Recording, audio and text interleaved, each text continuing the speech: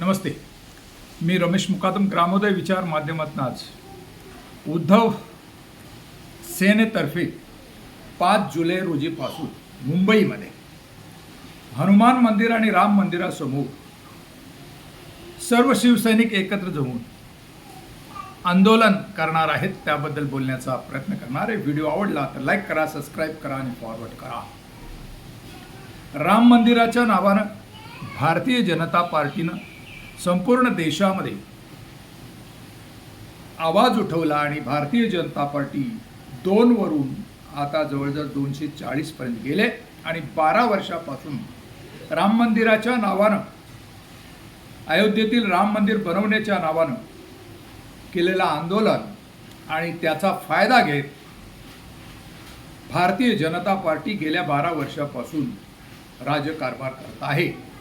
अशातच काही दिवसापूर्वी अयोध्येच्या राम मंदिरामध्ये झालेली चोरी आणि त्यामध्ये संबंधितांवर झालेले गुन्हे दाखल आणि त्याची चौकशी योग्य प्रकारे होत नाही, त्या संदर्भामध्ये उद्धव ठाकरे यांनी केंद्र सरकार, भारतीय जनता पार्टीच्या विरोधात एल्गार उठवण्याचा निर्णय घेतलेला आहे. कारण राम मंदिर ज्या वेळेला बाबरी मस्जिद पडली आणि त्यावेळेला शिवसेनेत या ठिकाणी सहभाग घेतला होता आणि राम मंदिर अयोध्येमध्ये निर्माण झालं आणि अयोध्येमध्ये राम मंदिर झाले असताना भारतीय जनता पार्टीनं आता तो मुद्दा सोडलाय का, हा प्रश्न उद्धव ठाकरे यांनी विचारलेला आहे. उद्धव ठाकरे यांनी अयोध्येतील राम मंदिरात झालेली चोरी आणि संबंधितांवर करण्यास कारवाई करावी या संदर्भामध्ये घेतलेली भूमिका, त्यामुळे भारतीय जनता पार्टीमध्ये खळबळ माजलेली आहे.